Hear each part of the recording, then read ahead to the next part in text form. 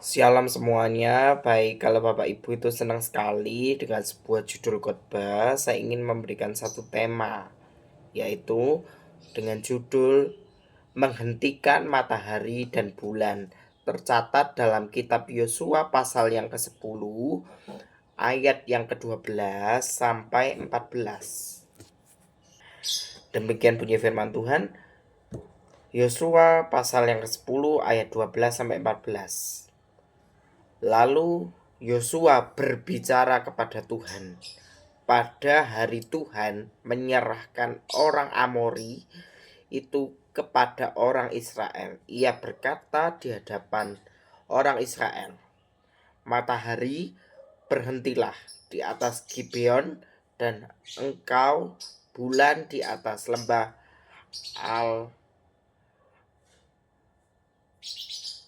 Ayalon."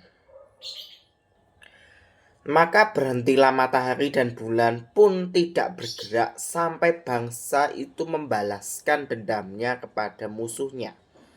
Bukankah hal itu telah tertulis dalam kitab orang jujur? Matahari tidak bergerak di tengah langit, dan lambat-lambat terbenam kira-kira sehari penuh. Belum pernah ada hari seperti itu, baik dahulu maupun kemudian, bahwa Tuhan mendengarkan permohonan seorang manusia secara demikian, sebab yang berperang untuk orang Israel ialah Tuhan. Konteks ini mengajarkan kepada kita untuk sama-sama kisah Yosua ini pada waktu itu melawan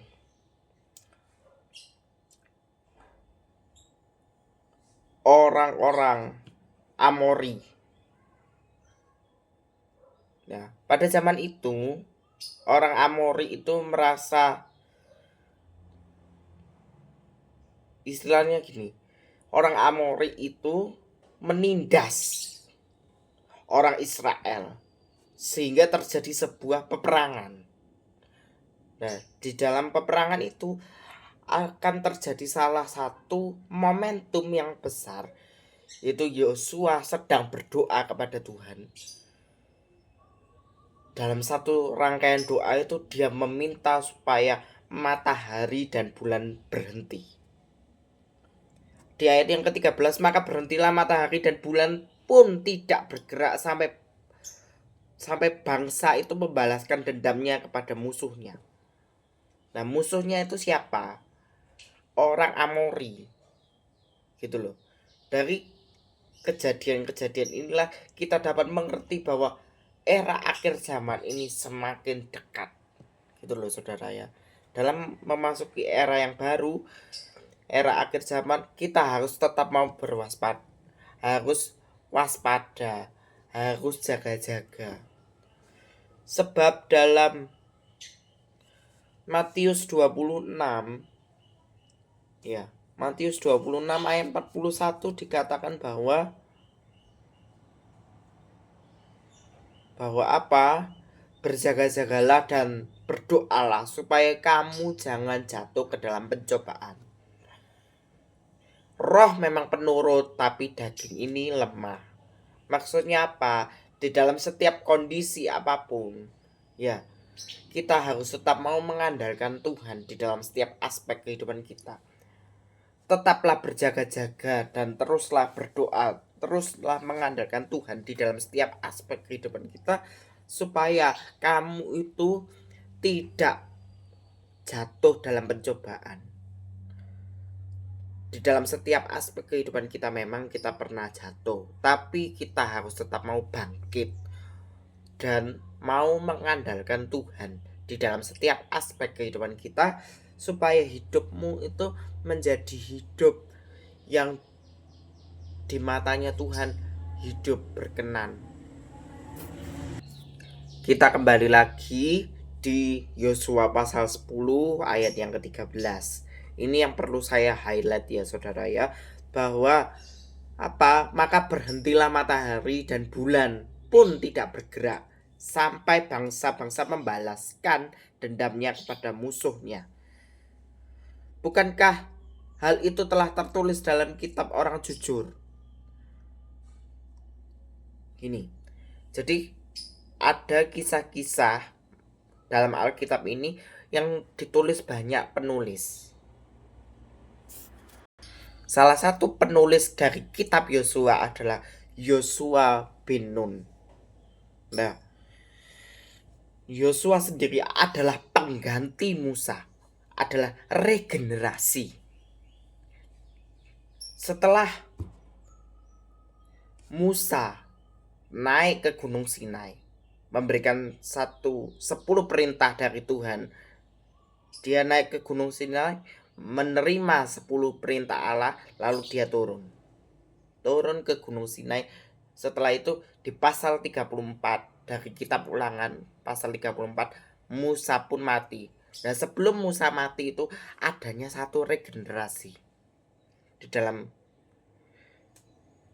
zamannya Musa. Nah, itu sekilas saja ya saudara ya. Tapi poin utamanya adalah ini, tema ini, menghentikan matahari dan bulan. Maka berhentilah. Matahari dan bulan pun tidak bergerak sampai bangsa membalaskan dendamnya kepada musuhnya. Bukankah hal itu telah tertulis dalam kitab orang jujur? Matahari tidak bergerak di tengah langit matahari tidak bergerak di tengah langit dan lambat-lambat terbenam kira-kira seharian penuh. Belum pernah ada hari seperti itu dahulu maupun kemudian, bahwa Tuhan mendengar permohonan seorang manusia secara demikian, sebab yang berperang untuk orang Israel adalah Tuhan. Jadi Tuhanlah yang berperang bagi orang Israel. Dalam kehidupan kita sehari-hari, kita dapat melihat sebuah kenyataan bahwa dalam setiap kondisi apapun yang terjadi dalam kehidupan kita, Tuhan itu sudah turut andil dalam setiap permasalahan kita. Ketika kita mau, kuncinya itu cuma satu. Ketika kita mau sungguh-sungguh hidup dalam hadirat Tuhan. Itu. Menghentikan matahari dan bulan itu bagi Tuhan tidak ada yang mustahil. Dia bisa menghentikan matahari dan bulan dengan mudah. Karena Tuhan yang menciptakan alam semesta. Dia, kitab Yosua sendiri bilang apa? Belum pernah ada hari seperti itu. Loh, berarti ada satu momen, ya, satu hari ini akan terjadi satu fenomena ketika matahari dan bulan itu berhenti total. Dalam kehidupan kita sehari-hari akan terjadi salah satu ledakan di mana kita itu selalu hidup dalam hadirat Tuhan dan mengalami satu transformasi dalam kehidupan kita, akan mengalami satu perubahan di mana hidup ini menjadi hidup yang bermanfaat. Kamu akan menjadi terang bagi dunia. Ketika kamu itu hidupmu benar di hadapan Tuhan, maka jalanmu akan benar di mata Tuhan. Matahari dan bulan akan berhenti ketika era akhir zaman sudah dimulai. Nah, dari situ kita dapat belajar bahwa ini sudah waktunya era akhir zaman. Memasuki era akhir zaman, ini sudah saatnya dimulai. Ketika fondasi iman kita itu harus tetap mau melekat kepada Tuhan, karena Tuhanlah perisai kehidupan kita, supaya hidup kita itu mau terus bergantung kepada Tuhan. Bukankah yang tertulis dalam kitab orang jujur, matahari tidak bergerak di tengah langit dan lambat-lambat terbenam kira-kira sehari penuh. Jadi ada satu momentum ketika matahari dan bulan terhenti, maka pengadilan Kristus akan datang ke dalam dunia mengadili semua orang, dan tiba saatnya orang-orang saleh langsung dijemput oleh Tuhan memasuki era yang baru, era kerajaan 1000 tahun damai. Di mana kerajaan 1000 tahun damai itu adalah kita yang terus mau menyembah Tuhan Yesus sampai kekekalan. Hidup kita, hidup yang memberi dampak bagi orang di sekitar kita, supaya nama Tuhan dapat dipermuliakan di setiap aspek kehidupan kita. Amin. Tuhan memberkati.